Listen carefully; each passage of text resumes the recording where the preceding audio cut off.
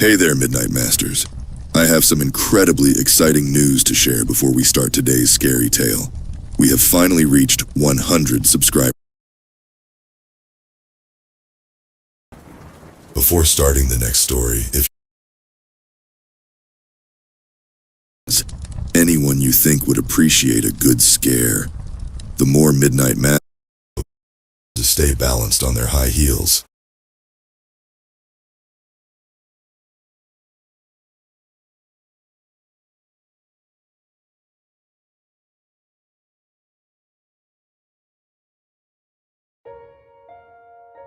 This happened 8 years ago, when I was working as a taxi driver. I haven't been able to get behind the wheel of a car since this incident. On that night, which I still remember vividly, the moonlight was unusually blue and cold. Around 2 a.m., I was tired and wanted to go home. At that time, the backseat car door suddenly opened, and a man wearing a red fedora and red suit got into my car. There was no one around, so I was startled that this man just suddenly appeared. I clutched my chest. He was wearing red sunglasses. His face, just slightly visible in the darkness, was gaunt, and his cheekbones were severely exposed. I asked him where he was going. Then he gave a strange answer. To a place you will hate so much. His voice sounded like it was leaking air. I thought he was a strange person, but I tried to speak calmly. Sir, please tell me your destination, and I'll take you there quickly. I need to go home soon and see my wife for even just one more minute. Oh, that's romantic. I think it was a good decision to choose you. He was giggling obnoxiously, and I thought he was crazy. I was thinking about throwing him out, but then he said, There's a cemetery about 10 miles from here. Let's just go there. I was a little annoyed, but all I could think about was quickly dropping him off and going home, so I started the car. I was nervous and wanted to lighten the mood, so I spoke to him. What do you do? I'm a delivery man. His voice still sounded like there was air escaping. Oh yeah? What are you delivering? I'm delivering something very interesting. I'm delivering it right now. Yeah? You're delivering now? But you're not holding anything. Then he started laughing out loud, and at that moment, dust flew out of his mouth. I was shocked. All of his teeth, visible from his open mouth, were rotten. His gums were missing. His tongue was rotten, disgusting, dry, like a mummy. For a moment, I was confused as to whether I had seen an illusion. Then I saw a cemetery ahead, and he said something I couldn't understand. Oh, it's about time. Goodbye. He hummed an unknown song and rolled up his sleeves, revealing his rotten, dry, bony arms. Then suddenly, he came closer to me, put his hand in my mouth. I was startled and tried to stop him. The car lurched forward and backward, and before I knew it, his hand was down my throat. Then I felt his hand grabbing my heart. I was in tremendous pain. I screamed, turning the steering wheel, and slammed the brakes. At that time, the man whispered something in my ear. At the same time, I heard the sound of the car wheels screeching, and everything went black. When I opened my eyes, I was lying in a hospital bed, and my wife was next to me, crying. She said when she saw me waking up, "Are you okay? The doctor said you almost died from a heart attack, but you survived." I was floored. I suddenly remembered the man and asked her, "What happened to the man in my back seat?" Then she looked at me with a questioning look and said, "What man? You were riding alone. Could it be that your brain is also injured? Doctor!" She began sobbing. "The man in red!" No matter how much I shouted, she just cried. I was so stunned, and the rescue workers who came to the scene also said that there was no one in my car but me. I thought the conversation with the backseat passenger might be on the dash cam, so I asked my wife to get the dash cam. And when we played the video, we couldn't believe it. The man's voice couldn't be heard, only the sound of air leaking. My wife was confused and asked what the sound of air leaking was. Even when I showed it to the other people, none of them could understand what the sound was. Only I could recognize his voice. I panicked. What on earth was that man? I clearly remembered his red fedora shining in the moonlight, his creepy voice. They were so vivid. But I couldn't quite remember what he last whispered in my ear. Obviously, I fainted when I heard that. But no matter how hard I tried, I couldn't remember. Then, in the wee hours of the morning, I suddenly started getting goosebumps all over my body, like crazy. My body started shaking so much that the bed shook too. The reason was because I remembered the words he whispered.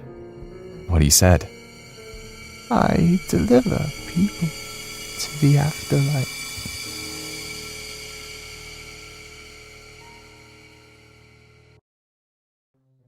In 2014, my family and I decided to move from our old apartment in Brooklyn to the rolling hills of Tennessee.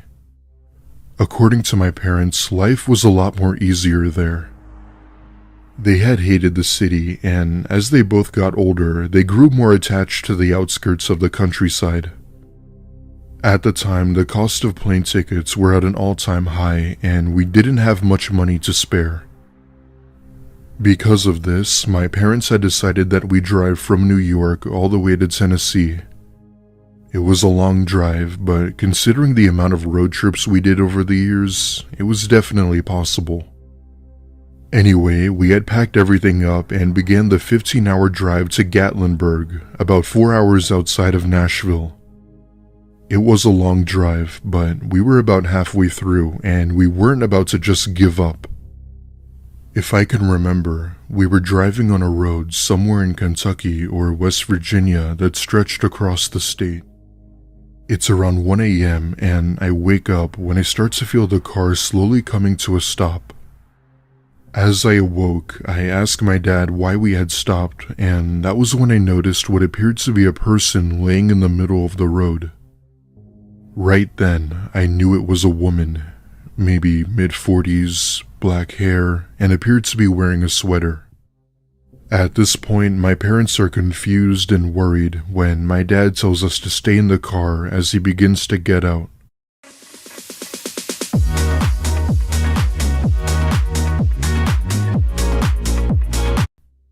With my dad being ex-military, his instinct was to help the person in need or prepare for the worst. My mom and I see my dad approach the woman, still laying face down on the pavement, when he turns her over and immediately steps back. It was a little hard to see, but we can see my dad appear to start panicking and run back to the car where he just drives off. I was only able to take one glance at her as we went by, and what I saw made me understand why my dad was so scared. The only way I could describe her was that her face looked contorted. Her eyes bulging, her jaw misaligned, and her right arm behind her. It was a scene where I didn't think any human was even capable to do this to someone. The only thing my dad saw that could possibly give an explanation as to who did this was a blue star spray painted on the road beside her. We didn't know what it meant or who put it there, but my family believes that it was a symbol to represent a group of killers. I know, crazy theory, right? But can you blame us? It took another 3 hours before we got to the next town, where my dad was thankfully able to file a police report. We didn't know the exact location of the murder, other than on a road in the middle of nowhere. I'm not sure if the proper authorities took action or not, but I'd like to think they did and opened an investigation. 2 months later, I was scrolling through Reddit when I came across a post that mainly focused on disappearances and theories. I was into the mystery behind all that type of stuff, so I found it interesting. The post I was looking at had multiple photos and videos of theories and clues as to how or why these people might have disappeared. I ended up landing on one of the photos that had something that looked awfully familiar, and that's when I saw the blue star. The same blue star I had seen on the road that night. This time, someone had taken a picture of one that had been spray painted on the bark of a tree. The title of the post read something along the lines of, "Found this symbol on a hike." The thread was full of replies and comments of theories as to who might have done this.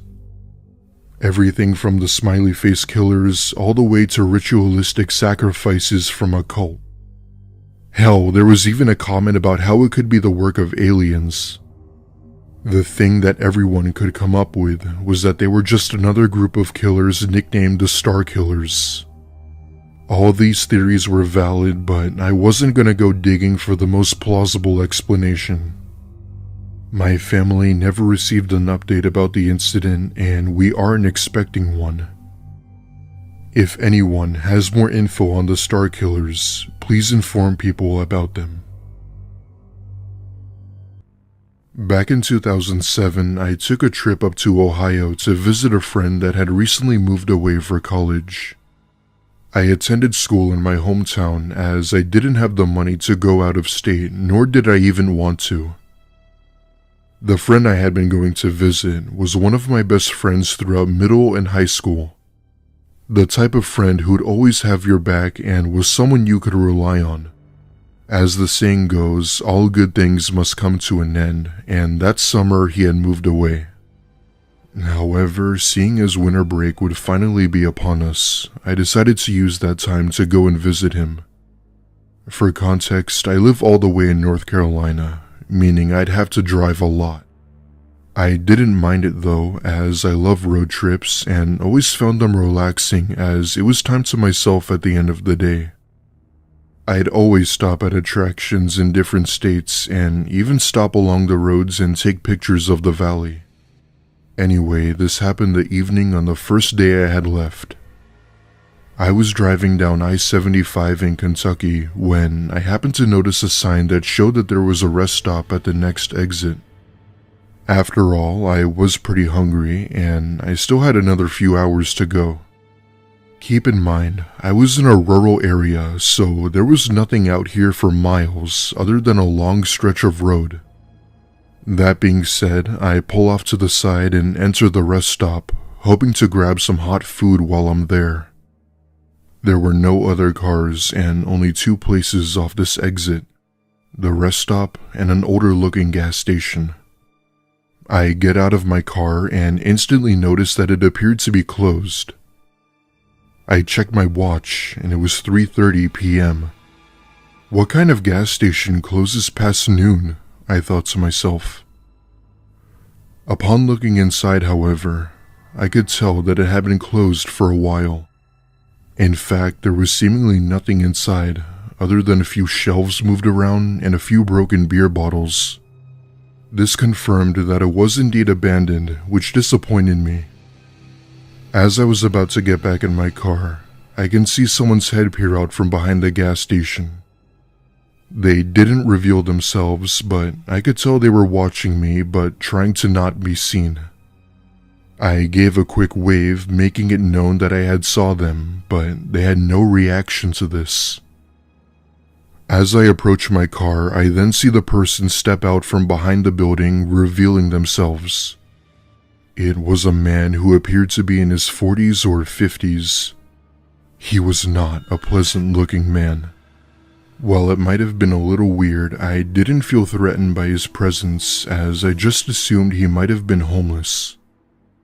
In a respectful tone, I tell him I was leaving now and that I'd let him be. This seemed to work, as I then saw him go back behind the gas station out of sight. I get back in my car and pull out of the rest stop and back onto the road. About 20 minutes later, I'm still on the road when all of a sudden my car starts making this screeching noise before completely breaking down. Cussing to myself, I pull over and step outside to see what the problem was. What I saw sent chills down my spine. All 4 tires of my car had been slashed. All of them. I then came to the realization that someone had to have done this while I was looking into the gas station. Mind you, my tires were really good ones and could withstand sharp objects, so I knew for a fact that this was no accident. At that point, I obviously called the police, where my car had been towed to a body shop that wasn't too far. I had to pay and wait nearly an hour for the new tires before I was able to get back on the road and finish the drive. Police had said they looked into the rest stop, but whoever did this to my car was long gone. I knew right then that whoever had done this had to be involved with the man I had seen. The rest of my trip went as planned and I was able to see my friend. I've told many people about this story and many have claimed that it was just intoxicated homeless squatters. I have no idea what their intentions were or what would have happened had I stayed longer. Needless to say, however, I'm very glad I got out of there when I did. From now on, I always try to avoid rest stops unless they're open, and I'm always more cautious of my car.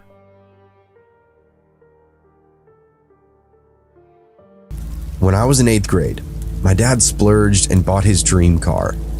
I was much too young at the time to drive, so I don't remember any of the specs.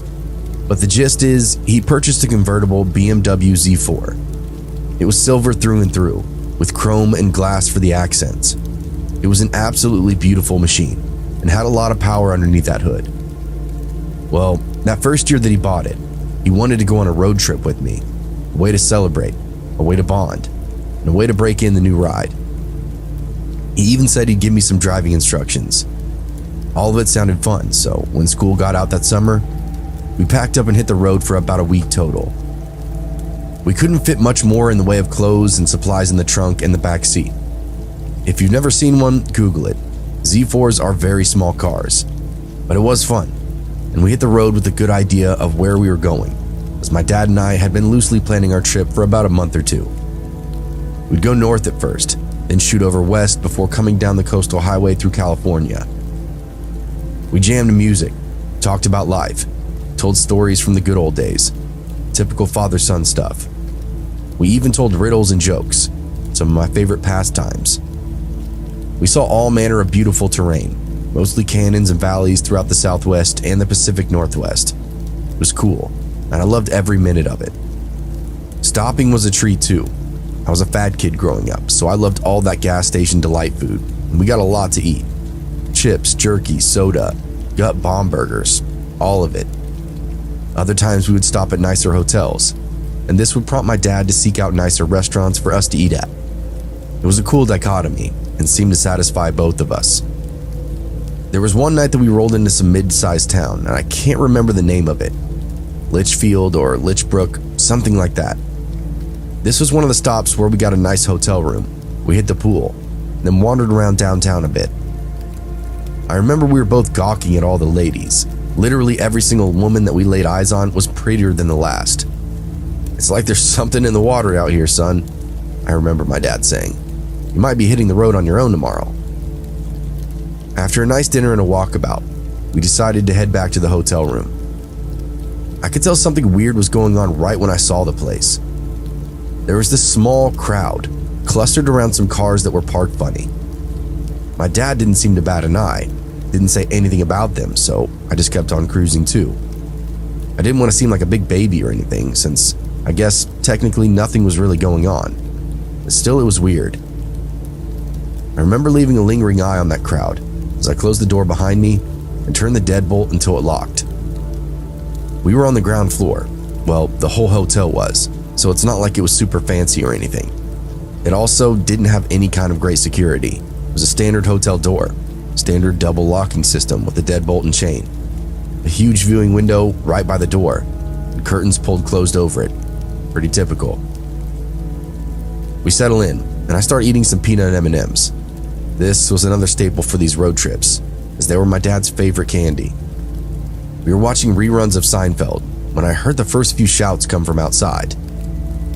I turned and peeked, but Dad just kept watching TV. The guy seemed unshakable. "You think they're just drunk out there or something?" I asked. "It's none of our business," was all Dad said. I nodded and felt like I learned a valuable life lesson there. By the time it hit 9 p.m., we were both pretty beat, so decided to turn in for the night. The riffraff outside seemed to have settled down, and we wanted to get out of town by 6 or 7 a.m. to stay on schedule, so trying to pass out just made sense. We did our bathroom ritual and then promptly went to bed. I didn't fall asleep though. You see, my dad has this magical ability to be able to fall asleep anywhere, at any time, no matter what's going on. He was snoring loud as hell, and outside I could hear those voices getting louder again. My anxiety was further amplified by the fact that I was alone, or at least the only one awake. It just makes things that much worse when you're the only one privy to what is actually happening. Outside it sounded like your pretty average tailgate party. After listening in for a bit, something changed though. Instead of cheering and vibing, it sounded like voices were getting heated, agitated. I kept checking the clock. Around 10:30, the agitation started. And by 11:30, the guys were full on shouting at each other. I could hear a few people trying to mediate, but whatever was happening was quickly getting out of hand. Out of nowhere, the snoring stopped. My dad popped out of bed. He pulled his shirt on and moved to the window, peeked through the blinds. I had my eyes cracked open so I could see his expression. He kept a perfect poker face, just observing whatever was going on out there. My dad was a former Marine, and honestly, we had all heard rumors at family reunions and our get-togethers that in his youth, he'd beat a man to death during a bar fight, then fled town right after. Lack of evidence kept him from ever going to prison. "What's going on out there, Dad?" I asked. "Just a bunch of drunks," was his retort. Dad had also been sober for a couple of years, had a particular disdain for those that got drunk in public. He was a tight ass, is what I'm saying, and now a bunch of strangers had woken him up dead of the night. Any fear I had quickly dissolved. The voices got louder and louder outside, and my dad didn't really miss a beat. He pulled on a pair of shorts and his shoes and started for the door. "There's a gun underneath my pillow," he said. "Keep an eye out and don't open up the door for anyone." With that, my dad disappeared into the darkness. I hopped out of bed and immediately shouldered up to the window. It had one of those big heavy curtains draped in front of it, the kind that could pass for a comforter. I peeled back one edge and looked out with a single eye. I had nailed those sounds that I was hearing earlier. It was a little tailgate party in the far parking lot of the hotel. One of the trucks seemed to be for the road company of some kind, like highway maintenance or something. It had cones and stuff in the back, and one big decal on the side. Definitely a work truck. My dad approached these guys from the shadows. He skulked around the side of the building and stuck to hard-to-see places. Only once he was pretty much on top of them did he step out and make his presence known. The crowd flinched at first, then turned and got somewhat silent. I couldn't hear the words, but Dad was moving as he spoke, motioning to the hotel room and then his car. Everyone nodded along, then he said goodnight. Dad always gave off this cop energy, so people usually listened to him. He came back to the room, slipped the key in, and then sat on the bed. "So much for a decent night's sleep," he said, checking his phone. "You should try to get a little more rest. Everything should be good now, son." And I did. I was tired as hell from the drive and sitting up all night. It was well past midnight at this point. My eyes were burning. But with the brief silence and security of my dad, I slipped off into nothingness. I don't know for how long, but what felt like just seconds later, I was shocked awake by a pounding on the door. I remember what my dad said in the moment: "Don't open the door for anyone." But for some reason, I had it in my head that he was still outside, that no time had gone by at all, and I just fallen asleep while he was having his first little conversation with them out there. I hopped up in a panic and rushed for the door, only to feel a heavy hand come down on my shoulder. Startled, I whirled around, and there was my dad sitting on the edge of his bed. "We're all here, we're all good," he assured me. "Just that nonsense outside." He was projecting confidence, but I could tell my dad was a little rattled. Maybe he'd been sleeping too, and now he didn't know what was going on. Whoever was out the door kept banging him and started to holler throughout the walls. "Help me! Please, you gotta let me in!" Beyond that, we could hear voices from earlier, closing in on the room. Dad took his pistol and went to the window, took a peek and didn't like what he saw. The guy caught a glimpse of him through the glass, started banging on the window, begging and pleading for us to open up the door. "Please, man, they're gonna kill me out here, please." "Why? What'd you do?" my dad shouted through the glass. He turned to me and pointed to his phone. He told me to call 911.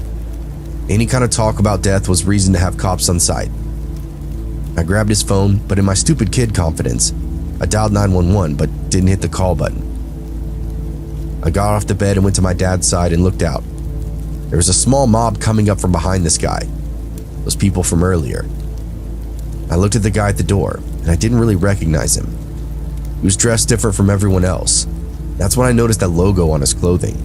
It was the same as the work truck in the corner of the parking lot. "Dad, I think that's his truck," I said, pointing. "What are you saying?" he asked me. As quickly as I could, I tried to explain what was running through my mind. This guy was just trying to get to his work truck when the drunk people decided to mess with him. I didn't know if I was actually right, but in the moment it kind of made sense to me. My dad pointed to the guy, who was about to start kicking in our door, and hollered out a question. "Is that your truck out there?" "Yes." My dad took a sharp breath through his teeth, unbolted the lock, and swung the door open. He didn't let the guy come inside, just stood right in his way. He brought the pistol up to eye level and let everyone outside get a good look at it too. The guy still tried to barrel inside the room, but Dad stayed firm in his way. "I just called the police," he shouted over the voices. That seemed to get everyone's attention pretty quickly. That's when I realized I never dialed it. But seeing everyone tuck their tail and start to leave, I figured it was all over. The guy at our door collapsed against the exterior wall and started explaining everything. He was staying a couple of doors down. He'd been out having a few beers when he made the walk back to the hotel.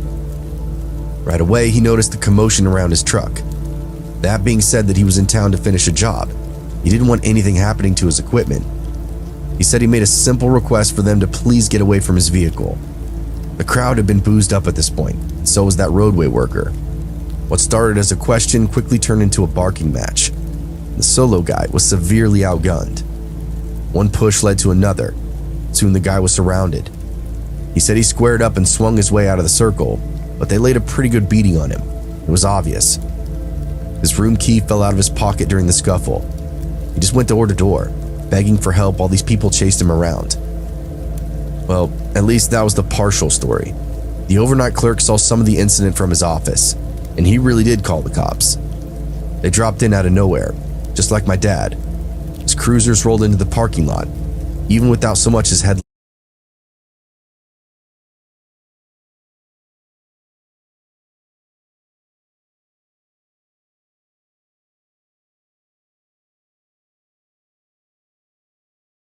on, let alone a siren. They corralled anyone who hadn't already fled. Then the real story came out. It turned out the roadway worker had been having some beers at a nearby bar, but so had that entire crowd. Words were exchanged before finally the bartender kicked them all out. As they wandered the streets talking trash, they recognized the guy's truck in the hotel parking lot. They went and bought a case of beer, then literally tailgated on the guy's truck until he showed up, just so they could have that final word. Again, the solo guy started clashing with the group, only to realize there weren't any bouncers to protect him anymore. Next thing he knows, he's banging on a stranger's door, begging for help. When the law showed up, things got real quiet. People scattered, and those who didn't were detained and questioned. Dad and I didn't have to give a statement, and since I wasn't the one who called the police, we just shut the door and got back in bed. The only person that must have got arrested was that roadway worker. His truck was still in the parking lot the next morning when we left.